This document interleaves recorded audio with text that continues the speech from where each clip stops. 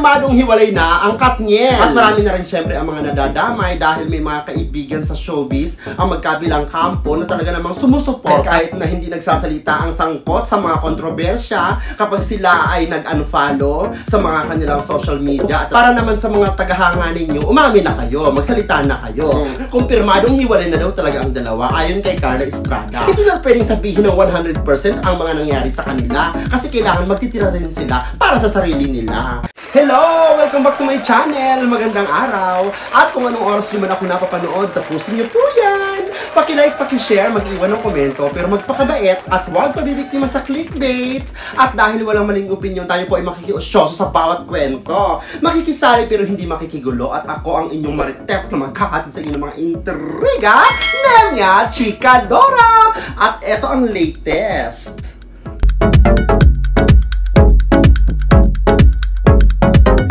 Kumpirmadong hiwalay na ang Katniel. Nako, ito ang usap-usapan ngayon sa mga social media. Hindi pa rin talaga matapos-tapos ang hiwalayan di umano ng Katniel na sila Catherine Bernardo at Daniel Padilla. At marami na rin syempre ang mga nadadamay dahil may mga kaibigan sa showbiz ang magkabilang kampo na talaga namang sumusuporta sa kanilang mga kaibigan.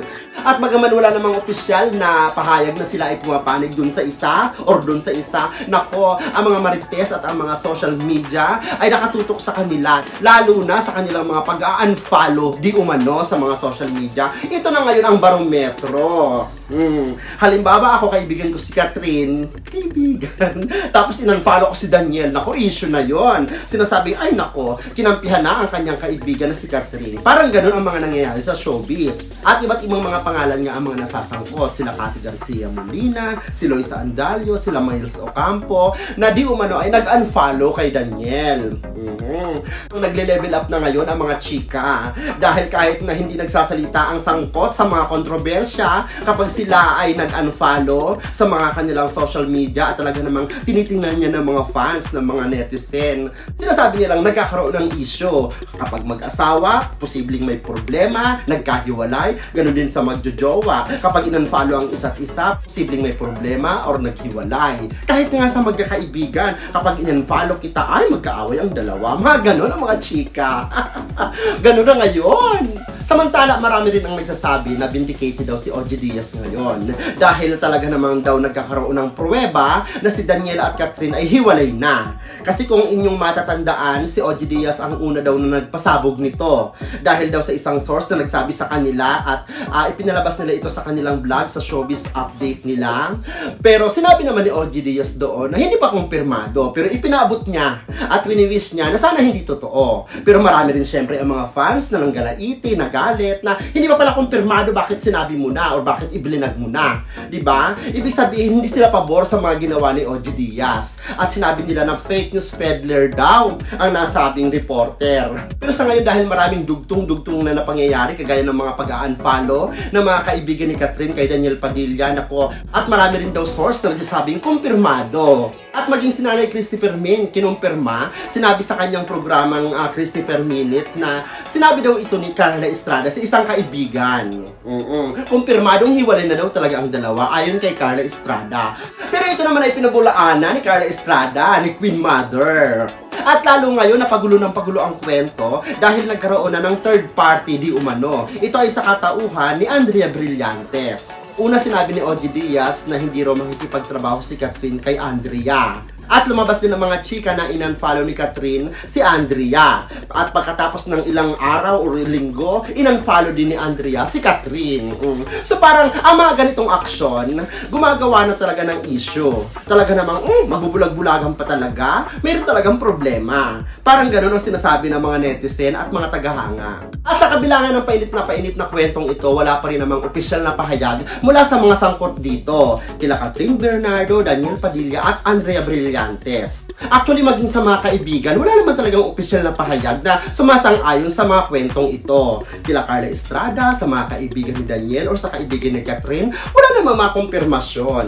At dahil nga walang opisyal na pahayag, walang kumpirmasyon, para sa akin, ito ay mananatiling hindi totoo. Maaari sigurong nagkatampuhan, nag-call off muna, parang kanya-kanya muna, pero hindi naman nangangahulugan na hiwalay na sila. Kahit nga marami ang mga ugong-ugong, mga kwento sa magkabilang panig, nako, hanggat hindi nila kinukumpirma, ito ay mananatiling hindi totoo. Bagaman marami ang mga fans na nagagalit sa mga nagbabalita na hiwalay sila, talaga namang pinuputakti nila sa social media, at marami rin namang mga press people na nagsasabing, naku, para naman sa mga tagahanga ninyo, umamin na kayo, magsalita na kayo, sabihin nyo na yung totoo, kasi deserve nila na marinig ang katotohanan mula sa kanilang mga iniidolo. Tama naman yon. Pero, bakit kailangang utusan ang mga artistang ito?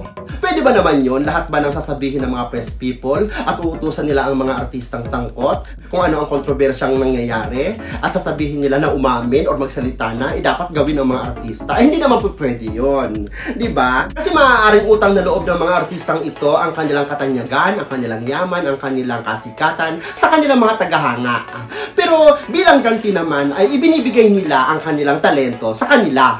Diba? Ipinapakita nila ang kanilang mga kakayanan. Pero hindi ibig sabihin yun na ihahain nila ang buong buhay nila.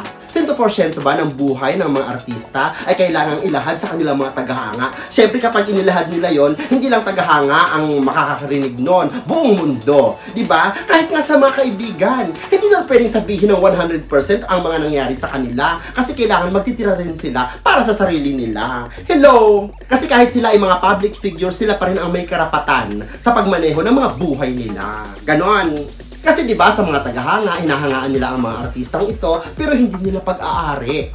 Mahal nila ang mga idolo nila, pero marunong dapat silang rumispeto. Diba? Ano ko, para sa akin, hangad ko na sana ay hindi totoo ang mga balitang ito, na sila ay hiwalay. Sana ay kung may problema man, iayusin. Kung may pagtatampuhan naman, ay pag-usapan. Diba? Kasi ang isang dekadang relasyon ng Katniel ay hindi biro. Kilala na nila ang isa't isa. Diba? Wala namang perpektong relasyon, maaaring nagkakagulo, maaaring nagkakaproblema, pero dapat pag-usapan. Diba? Lalo na kung may pagmamahalan pa rin sa puso. Pero kung totoo man na na-fall out love na sa isa't isa, wala nang nararamdamang pag-ibig, paulit-ulit na lang ang mga problema at hindi na naaayos, dapat ang relasyon ay pag-usapan, magkaroon ng closure, maghiwalay ng maayos, at kahit paano maging magkaibigan. Diba? At yan lamang po ang ating mga chismaks for today. Maraming salamat at mag-iingat po tayo kahit saan man po tayo naroroon. Kung kayo po ay may mga opinion, suggestion, reaksyon, ako, paki-comment down below. At palagihang lambing sa tagapanood sa akin na kung hindi pa kayo nagsusubscribe, ay mag-subscribe na kayo. Hit the bell button para updated kayo sa mga chismaks at ganap ng inyong all-around kasama at kachika, Nanya Chika Dora!